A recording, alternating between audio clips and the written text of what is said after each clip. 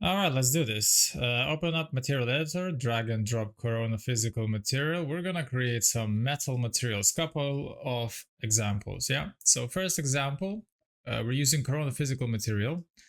Let's call it, I'm just gonna quickly extend this. Let's call it chrome, right? The most basic metal material that you're usually gonna be creating, right? So double click that. We're gonna instantly change metalness to metal.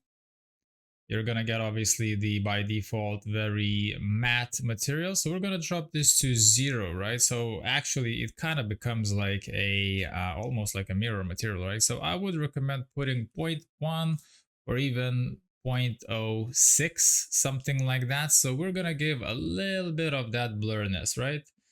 Not too how should I say, not too glossy, right? If you're gonna put 0, that's literally like a mirror material. You can actually create this like use it for a mirror, right? So but let's just put it 0.7, so that's going to be your basic chrome material. Okay, move on. So I'm gonna click shift click, sorry, I'm gonna shift drag, right? I'm gonna create a copy, and let's apply on our dummy ball. And now we're gonna create a, I don't know, chrome matte, right? So if you want a more matte, I would recommend 0.3, something like that. I wouldn't go crazy like 0.6. That's just, I don't know, looks like a foil material, to be honest. Maybe you can get something out of it, but usually I go 0.2, 0.3, probably 0.4. That would be your maximum if you want like a very matte material, like almost like a silver-like looking material, right? So at this point, I'm gonna put 0.3. All right, let's move on. So I'm gonna shift drag this material here, apply it on our material, and now we're gonna create something like gold. Very simple material as well. So how we're gonna do this? Basically, we're gonna change this color, right? So we're gonna put something light, something along these lines here, right?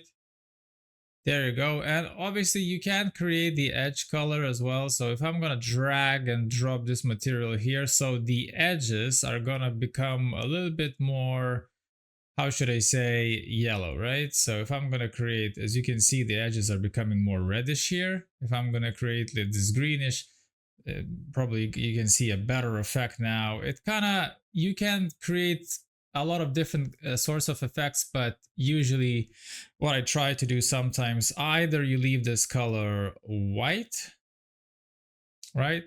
You can also create this as a darker effect here. It depends what you want to achieve, right? But usually the best case is to copy the material there, which is the same material, right?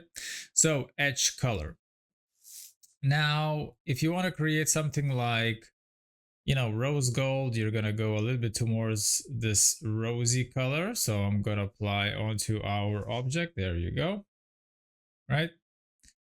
And same principle. If I wanna create something like more brushed, as you can see, 0.3, 0.25, right? So this is how you create color metals, right? So by just controlling these two colors, right? So if I'm gonna create, if I'm gonna use this color as white, you can see that the sides, the fall of perpendicular sides are gonna be a little bit more obviously lighter, right? If I'm gonna drag and drop as a copy, you can see that it bleeds a little bit further as this color, yeah. All right, cool. So another thing we can use in ArcViz or in general in new developments, you're always going to use mainly new materials, right? So what I say new materials, you're not going to have fingerprints or brushed or scratches or whatever. But I'm just going to create a couple of examples with, for example, brushed metal effect, right? So I'm just going to shift, drag, drop, and I'm gonna drag and drop a JPEG from my folder or desktop, doesn't really matter. So this is the map. As you can see, I'm just gonna open the map literally here.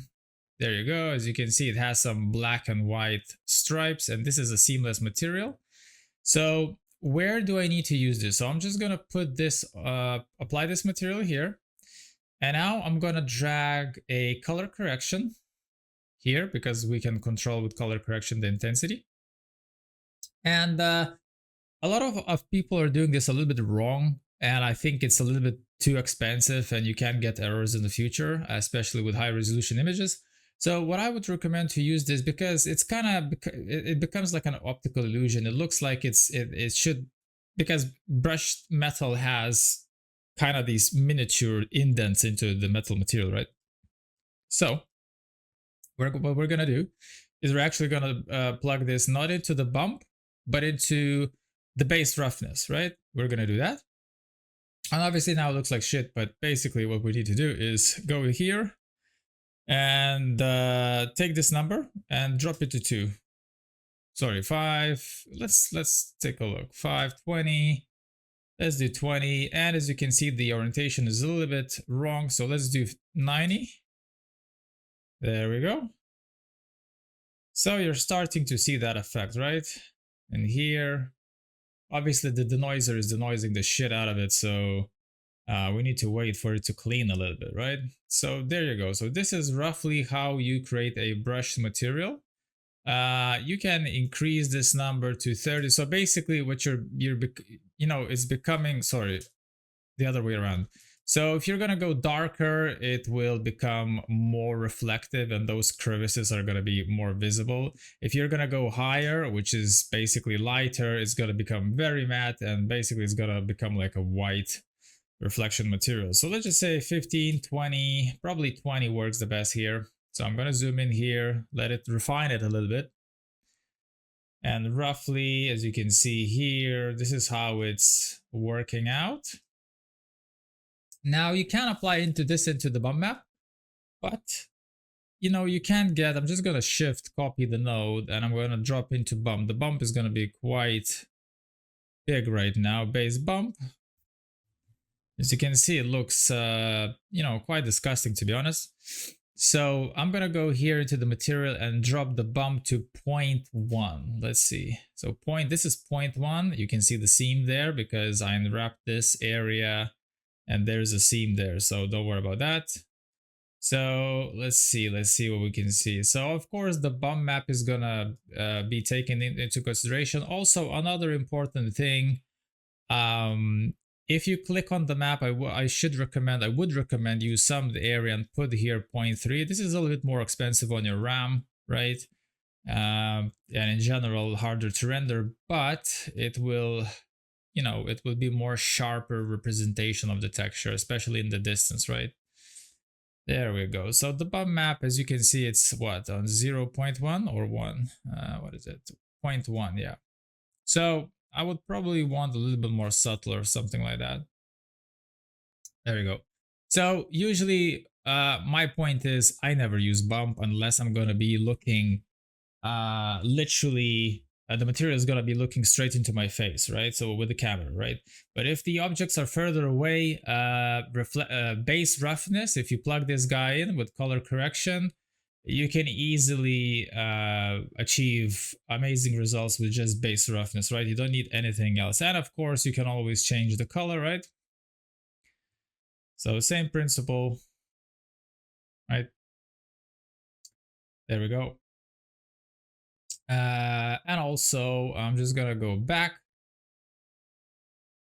So for example, let's create now. So this is a brush material example, base roughness, pretty much that's it, right? Also, just so you know, if you go down, there is base roughness value, which is 100. So this 100 number is basically what it says is its base roughness is using 100% of this map, right? If you want to mix this up with this value right here, what you need to do is basically just, pick a number, 50%, so 50, right? So basically what's going to happen now is this value upstairs, this value here is going to be mixed by 50% with this map, right? So, if this is too much for you, if the map is too much for you, you can just reduce it, right? So 30, you're going to be using 30% of this map, right? Etc. And for example, let's just say I want a more matte material, so I'm gonna put 1.5, as you can see. So now it's taking 30% of this and 30% of my global blurriness right here, right? So that's pretty much it for a brush material. That's the control of it. I'm gonna copy, remove this map, and we're gonna apply this to my dome ball. And I'm gonna make, by the way, I'm gonna share these two maps. This is the last one that we're creating right now. So this is like a kind of like a scratchy material. So let's put point, I don't know, 0.07. So it's gonna be quite reflective. And this map, again, let's put it color correction. I usually use always color correction because just in case I need to edit the map a little bit, you know, bump it up, etc. It's perfect. It's a perfect pipeline for me. So same thing, we're gonna plug this into base roughness, right? And as you can see, what's happening now, the white areas are becoming more matte, right? So these matte areas, these white areas, sorry, they're becoming more matte. And as you can see, we are getting some scratches, right? There's something like this, something like here, right? So when I created on this ball. So there you go. It looks like it's scratched, right? It looks like it's a little bit outdated. Now, sorry for my alarm. So if you want to try and experiment with the bump map, again, you don't really need to, you know, apply the bump map unless you are looking for that result and you're looking really close, you know, then you probably, maybe you want to use the bump. But the thing is, at the moment, you just want to shift. And if you want the bumps to go down for the scratches, you need to invert this. Either you invert the bump value, so you're gonna put 0.05, right? You can go minus as well, just so you know. But usually it's a little bit easier if you just 0.5 and you just go here and invert, right? So I'm gonna invert there and I'm gonna push into the bump slot, right? So now as you can see, the black parts are gonna go in and the white parts obviously are gonna stay up. But as you can see, you know, the results are, well, there's just too much, right? So that's why I'm saying don't use bumps that heavily, okay? So let's just try to invert the map to normal again. So you can play around, it depends what you want to achieve, you know, if you want to achieve inwards or backwards. Either you go in here and press normal invert, or either you go here and use because with bump map you can use minus value, right? You can invert and you can outward, right? So yeah, so that's pretty much it. I'm gonna share these two textures like I always do, and that's pretty much it with the metal. See you later.